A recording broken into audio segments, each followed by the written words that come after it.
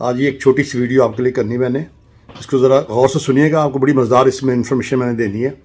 آپ سن رہے ہیں جو یوکرین میں ہو رہا ہے، بہت سارے لوگوں کو پتہ نہیں کہ جنگ کیوں ہوئی ہے۔ میں آپ کو ایک دو چیزیں بتاتا ہوں اس کے بارے میں، پھر آپ شاید آپ کو تھوڑی سی آسانی ہو اس کو سمجھنے میں کہ جو رشیا نے جو قدم اٹھایا یہ اچھا ہے یا برا ہے یا غلط ہے یا صحیح ہے۔ آپ کو پتہ ہے یوکرین کی جو آبادی ہے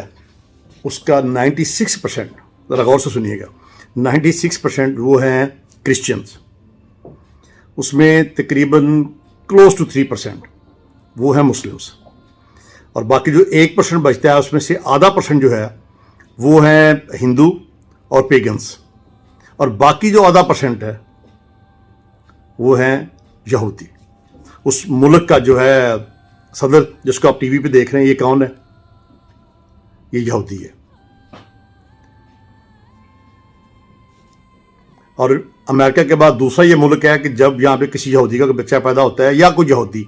اس کے پاس 2 پاسپورٹ، 2 نیشنلٹیز اس کو آٹومیٹکلی ملتی ہیں، ایک اسرائیل کی اور ایک یوکرین کی۔ بات سمجھ آئی آپ کو؟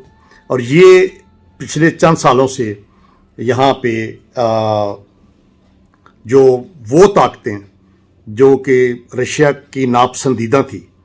وہ آہستہ آہستہ انہوں نے وہاں پہ ڈیرے ڈال لی ہے، کیونکہ جو پریزیڈنٹ ہے اب وہ دیکھ لیں کہاں سے ہے۔ اب یہ فلسطین کی بات تو ہم کر نہیں سکتے، وہاں پہ جتنے مرضی ظلم ہو، وہاں پہ تو کسی نے نہیں جا کے ان کے لیے اسرائیل پہ سینکشن لگانی ہے۔ تو یہ ایک چھوٹی سی انفارمیشن تھی، میں نے کہا میں آپ کے ساتھ شیئر کروں، اور باقی پھر آپ اس کو جوڑ کے دیکھیے گا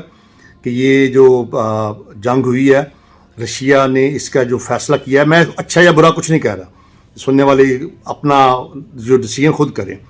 کہ ایسا ملک جہاں پہ 97%، 96% آبادی جو کرسچنس کی تھی، اور یہ بندہ جو ہے یہ ہی از بیسیکلی ایک سیکنڈ ریٹڈ ہوتے نہیں، بی کلاس اداکار، اور وہ بھی مزاحیہ اداکار، جوکر جسے بولتے ہیں، فلموں میں وہ کام کرتا تھا۔ وہ صدر کیسے بنا اس ملک کا،